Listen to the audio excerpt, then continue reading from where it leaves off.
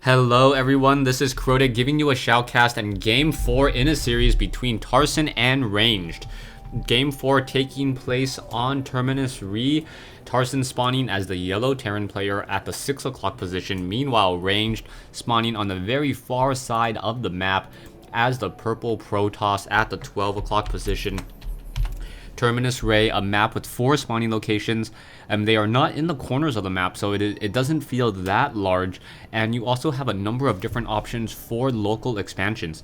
Now, right off of your main base, there is an expansion location that's pretty close, very easy to defend, but more importantly, there is a third expansion down over here. It has 6 mineral patches and a rich Vespian geyser, only 1, so that will allow you to mine at a slightly faster rate than, I think it returns 6 gas instead of 4, if I'm remembering my numbers correctly. So 6 gas instead of 4. So it essentially that base mines at 75% gas and 75% minerals as well.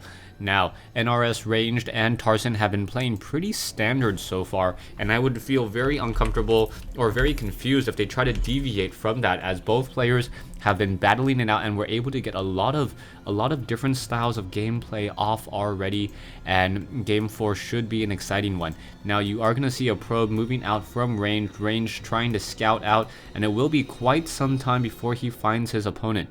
There are 4 Xel'Naga watchtowers in the center of the map, 1 here, 1 here, 1 here, and 1 here. They are all on low ground though, so it is very difficult for the Protoss to try to hang on to this particular Xel'Naga watchtower early on. Normally you like to leave zealots nearby, but marines on the high ground can just start kiting zealots around and dealing a lot of damage to them. SCV now also out for Tarson as well, as this is pretty much standard gameplay so far.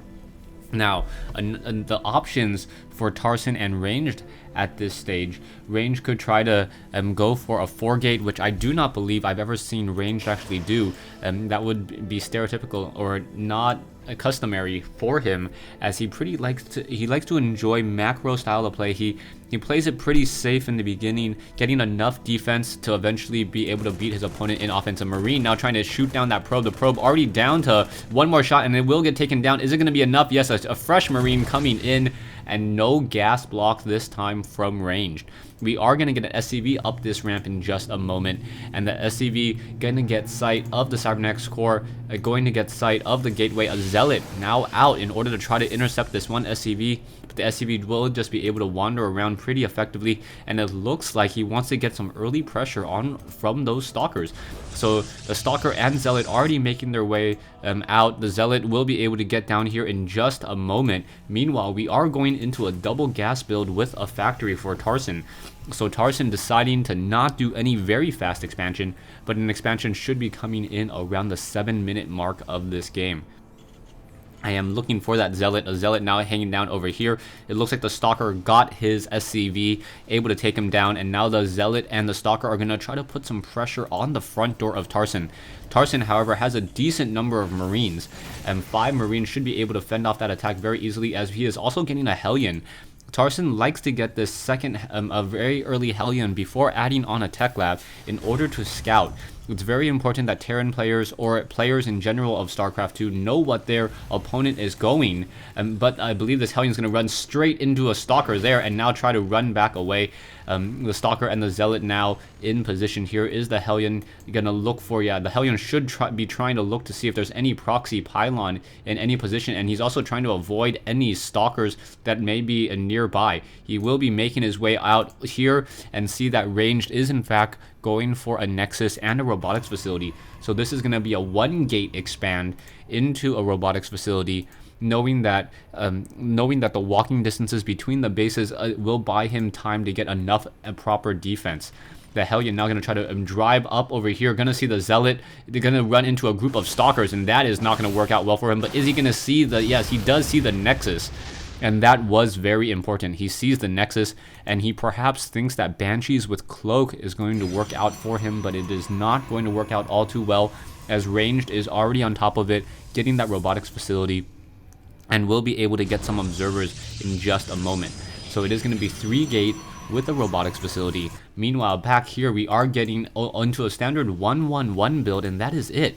So Tarson now trying to use Banshees and trying to perhaps put some pressure down, and I cannot foresee this working out very well. Tarson is definitely behind. His command center should be coming in just now, but the Nexus is already up for ranged and already training up probes, so he does have a significant advantage in this particular case. The command center will take 100 seconds to build. On top of that, needs to lift off, reestablish, and then upgrade to an orbital command before it gets any natural energy. Banshee now on the move.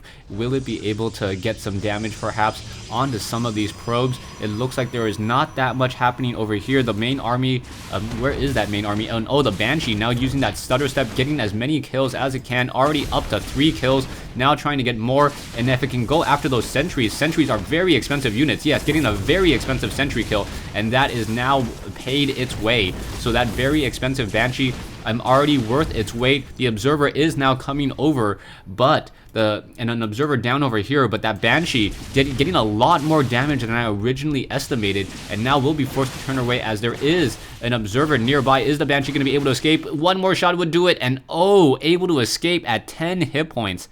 A very lucky Banshee pilot there, able to escape and now return home with over 7 kills, or 7 kills. Two of them were sentries, so those sentry kills were huge. There is an observer and what stalkers already here, and the Banshee realizes it does need to turn around. So ranged, currently running off of 1 or 2 bases with 38 probes, has a significant economic advantage.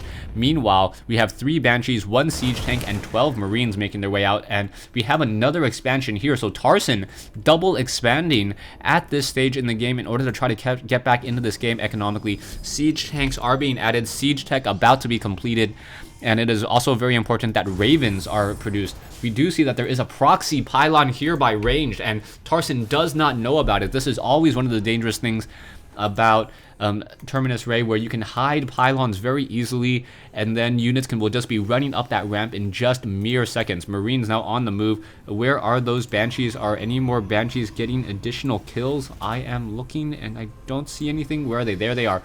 Over here, the 3 Banshees have been repaired by SCVs, and a Raven finally being added. A Zealot now running straight on into this group here. A Marine gonna shoot it down, and the Marines go, there's no way a Zealot could easily get in here. Where exactly is that pylon? As Stalkers, Immortals, and Zealots are also moving out as well. This is going to be very, very bad for range. Range is going to have a little bit of difficulty trying to get here in time. There is 2 siege tanks and Marines. The backside over here, this pylon will get taken down. The pylon will not be able to warp in any additional units, as the Banshees are now getting in more and more kills, trying to get as many kills as possible and trying to get them to shut down many of those probes now. As the main fighting happening here, the Stalkers were running from 3 Banshees, because those Banshees would be able to get a lot of kills very early on onto those Stalkers just because of sheer numbers, and those Stalkers now retreating. So Tarson, heavily invested into Banshee play, even though his opponent has observers, is still getting lots and lots of damage into this fight right now. The Banshees perhaps should be trying to take down some of those Stalkers as they're warping in. One Stalker down, 2 Stalkers down, but one of the 3 Banshees is also down as well. Both sides now engaging back over here. There is already a Raven nearby. Raven, Marines, and bunkers, and that will prevent any aggression there, as Tarson now running off of 3 base play, having a significant lead. So Tarson heavily invested into this Banshee harassment and getting a lot of mileage out of this. Ranged, on the other hand, being forced to leave a significant number of Stalkers behind in order to be able to fight back, and now the Banshee's just going to try to pick off and get even more kills. 7 kills on one, 8 kills on the other. They are just still racking up those kills. The Stalkers now chasing down, unable to see the lower hit point, still cloaked Banshee, and now perhaps we'll retreat home and try to be repaired once again. We are now going into mass barracks play, so it is going to be a lot of Marines, probably a lot of Marines, no Marauders. A tech lab needs to be added at some point, and Tarson really loves his naked Marines. No combat shield, no stim pack, no weapons upgrade, but still very, very effective with those siege tanks nearby. Now, in order for Range to get back into this game, he needs to perhaps get one or even one photon cannon at each base would probably be enough to at least act as a deterrent. The main reason why a lot of Protoss players don't want to get photon cannons is because there's stationary defense, and stationary defense doesn't really work out all too well. The problem is when you know your opponent is going this heavy of a harassment and you leave behind 3 stalkers. Leaving behind those 3 stalkers isn't that effective. You can see 2 photon cannons here would free up all of these stalkers to actually engage in a battle and fight where they are needed most. So if for some reason you don't like stationary defense, realize that if your stationary defense can prevent your opponent, or allow your units to also move out as well, in addition to some of these observers moving out, it will be very, very beneficial as well. A probe activating this Xel'Naga watchtower over here just beyond sight range, so I guess you should try to build that sensor tower right there. 2 Banshees once again on the move. Stalkers already in position, no observer nearby though, as a photon cannon finally being built within that mineral line. It does take quite a few seconds to build, 40 seconds to build a photon cannon, as the Banshees looking for a fresh and new target to take down. The Banshees, however, not going to be able to hit this particular mineral patch, as the Stalkers are being moved back and forth between those 2 locations. That photon cannon now going to come online, those Banshees just depleting energy for no real reason, and now going to get some of these probes over here. So already getting 3 kills, 4, 5, 6, 7, 8, 9, no, actually after, yeah, 9, 10 kills already. The probes are still being transferred back and forth, and many of those probes are just being waylaid by these Banshees. Those Banshees getting plenty of kills now, and the Banshees now going after the Twilight Council, not going to really be able to shoot it down unless, oh, the Stalker is unable to get into that location there. So using the building placement against them, Tarson now trying to pull away. Once again, the Stalker is finally able to blink in there, and now these Banshees need to retreat. They are taking a lot of damage, and now will be able to fly back home. Tarson already establishing his 4th base, and most likely will try to establish this mineral patch over here, as that is the closest one. There is an SCV activating this Xel'Naga watchtower and a probe activating this, so all forces are currently being revealed.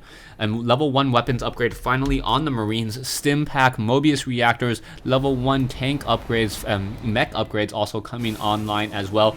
Tarson having almost a dozen siege tanks, with more siege tanks being produced and trained. So that is going to be a very large number. The Zealots are going to have a very difficult time trying to even break this siege line. These siege tanks so tightly packed together, so tightly grouped together, that Tarson's going to have a very easy time just destroying Immortals, Zealots, and Stalkers before they even get within combat range. Another Nexus now being warped in by range. And finally, a robotics facility being added. But I think because Tarson has the stronger economy at this stage, he has a maximum army as well, maximum food size 199 over 200. He's going to be able to replenish his forces much more easily. There are a couple of Vikings in the air. Siege tanks perhaps need to siege up there. Marines and the Marauders are going to start battling it out, taking down some of those, and taking down this pylon here. And now range is going to have a very difficult time. These siege tanks need to start to slowly step their way forward and continue to push out. Another Zealot going to get taken down over here, as well as this Zealot was taken down. Siege tanks slowly stair-stepping their way into position. Zealots and Stalkers, Zealots and Stalkers and Immortals battling it out against Marines and siege tanks. But I believe Tarson just has sheer number and sheer tech advantage with his army, as now he's sitting on almost 2,000 minerals as well.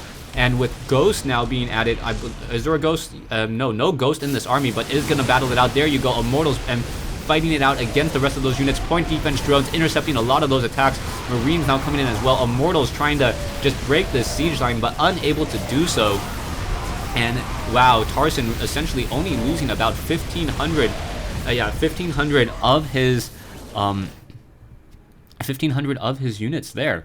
So yeah, so Tarson winning game 4 in what I expect This looked like it was a best of 5 series, and Ranged actually losing this. Ranged actually lost this game, and that's why we have the GG well played Grats. I do have a game 5 in this series, so perhaps someone actually posted them out of order, or they just decided to play another game and I get to cast another game. So yeah, stay tuned for game 5 in this series. Hopefully I am remembering these games correctly, but I am casting these games over 2 to 3 days, so it is a little bit difficult for me to remember what exactly I casted just 24 hours ago. StarCraft just kind of merges together, but yeah, a little bit of a rant there. Anyways, thanks for watching, thanks for listening, hope you guys enjoyed this 1v1 replay.